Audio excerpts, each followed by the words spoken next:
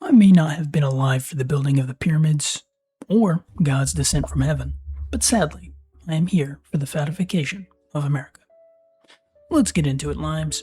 Kids in America are getting fat. Like, really fat. Like, rolling a pig inside of tar, fat. In actuality, all people are, regardless of age, but recently has gotten worse for the children. And this really strikes a nerve for me, because children, unlike adults, do not decide it. Their parents do, in most cases. Sometimes schools and other adverse effects, but 90% of the time it is the parents who decide if the kid can even become obese. So this is why I even wanted to bring this up. This happened 6 days ago. 7-year-old dies weighing 255 pounds. Parents charged with second-degree murder. Get a little clarification down here. This child was 4'3", 255 pounds, died from heart failure at age 7. That is crazy. Got a couple more here. 3 generations ago, here's a side dish that you won't starve. Second, eat your vegetables or no dessert. What can I do for you to make you eat your vegetables? And oh, you don't like them. That's okay, sweetie. McDonald's is still open. Got one here. Today, nearly 10% of kids ages 2 to 5 are obese, and the numbers are growing along with waistlines. Here's what you can do now to prevent weight problems later. Hey, I got a crazy idea. Don't overfeed them. Isn't that crazy? Feed them healthier food. How about instead of giving a McDonald's with a large chocolate shake, you make the exact same burger at home and a shake at home. You're going to have half the sugar, half the calories on the shake. You're going to have way more nutrients in the burger. I found this one quite interesting as well. Obesity of U.S. children increased among 5 through 11-year-olds from 36 to 45% during the pandemic. That means during the pandemic, the obesity rate for children 5 to 11 went up 10% alone. Average weight for Americans, 1960 to 2010s, 170 to 195. That's 25 pounds increase over the span of only like 50 years.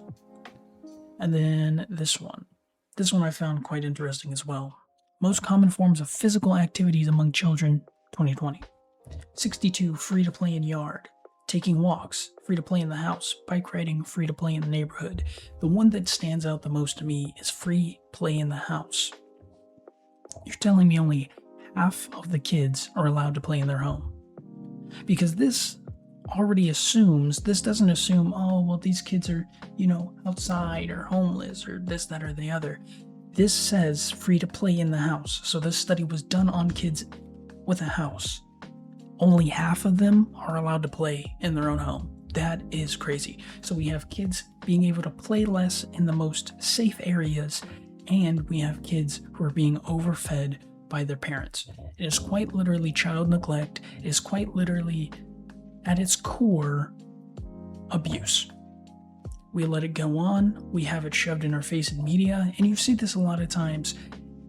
I remember growing up, I haven't watched any kids shows like that recently, especially with modern things, but I still get them sometimes on YouTube ads.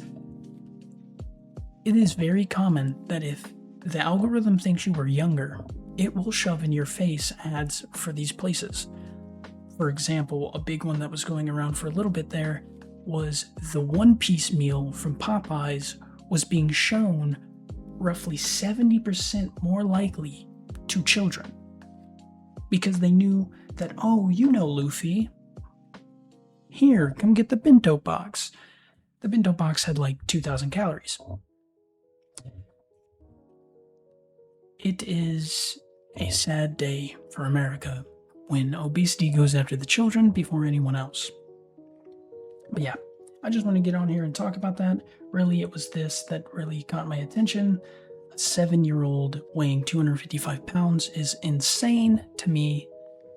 4'3", that is heartbreaking, and I am glad the parents got charged, because the kid wasn't there making his own Big Macs and buying his own candy like you were doing that.